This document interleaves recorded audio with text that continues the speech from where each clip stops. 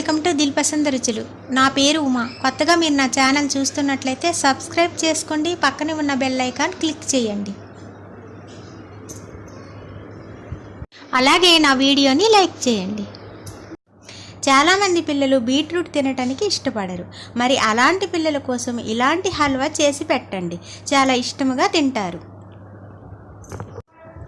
ఒక బీట్రూట్ని తీసుకుని దానిపైనున్న చెక్కును తీసి నీట్గా వాష్ చేసుకోవాలి. చిన్న చిన్న పీసెస్గా కట్ చేసుకొని 1 కప్పు వరకు తీసుకోవాలి. ఇప్పుడు ఒక మిక్సీ జార్ను తీసుకోవాలి. దీనిలో ఈ పీసెస్ని వేసుకోవాలి.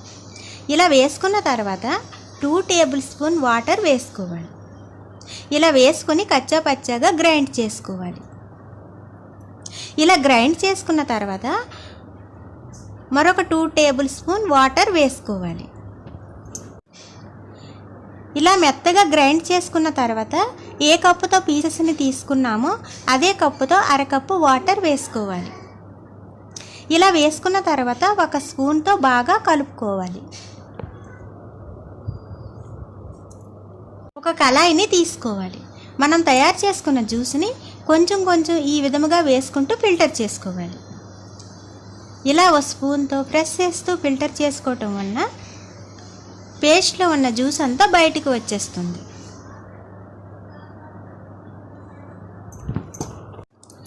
మొత్తం అంతా ఇలా ఫిల్టర్ చేసుకున్న తర్వాత దీనిలో 4 స్పూన్ల కార్న్ఫ్లోర్ వేసుకోవాలి.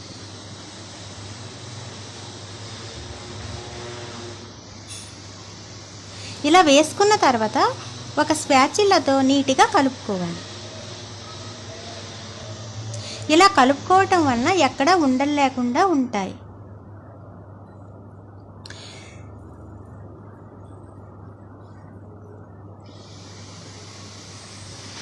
మొత్తం అంతా ఈ విధముగా కలుపుకున్న తర్వాత గ్యాస్ ఆన్ చేసి గ్యాస్ పైన పెట్టుకోవాలి.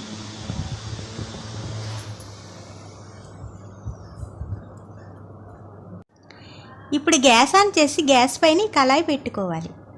ఇప్పుడు దీనిలో అరకప్పు పంచదార వేసుకోవాలి. ఇలా వేసుకున్న తర్వాత మరొకసారి బాగా కలుపుకోవాలి. బీట్రూట్ తీయగా ఉంటుంది కాబట్టి అరకప్పు పంచదార అయితే కరెక్ట్గా సరిపోతుంది.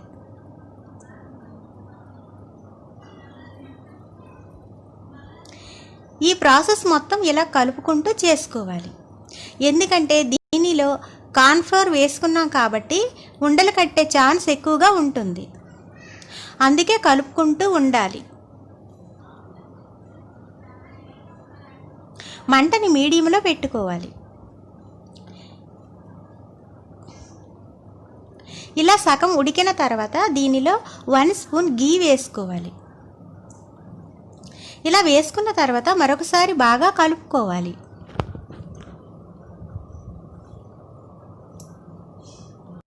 మరొక 5 నిమిషాల తర్వాత మరొక స్పూన్ గీ వేసుకోండి.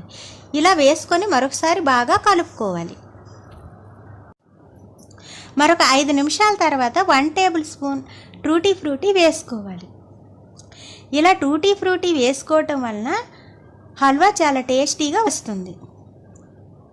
మీ దగ్గర ఏ డ్రై ఫ్రూట్స్ ఉన్నా వేసుకోండి. ఇప్పుడు దీనిలో క్రష్ చేసిన 1 ఇలాచీ వేసుకోండి. ఇప్పుడు మంటని సిమ్లో పెట్టుకోండి. మీ దగ్గర ఇలాచీ పౌడర్ ఉంటే చిటికెడు వేసుకోండి. ఇలా మొత్తం దగ్గరగా అయిన తర్వాత మరొక 1 స్పూన్ గీ వేసుకోండి. గీ మొత్తం హల్వాలో కలిసేటట్లు చాలా ఫాస్ట్గా కలుపుకోవాలి. ప్యాన్ నుంచి హల్వా సెపరేట్ అవుతుంది. అంటే హల్వా రెడీ అయినట్లే. చూసారా, ఒక జెల్లీలా ఫామ్ అవుతుంది. అంతేనండి, బీట్రూట్ హల్వా రెడీ. ఇప్పుడు గ్యాస్ని బంద్ చేసుకుందాం. ఒక బౌల్ తీసుకొని మనం రెడీ చేసుకున్న హల్వాని ఈ బౌల్లో వేసుకోవాలి. ఒక స్పాచిల్లాతో ఈ విధంగా మొత్తం లెవెల్ చేసుకోవాలి. ఒక ప్లేట్ తీసుకొని ఈ విధంగా సర్వ్ చేసుకోవాలి.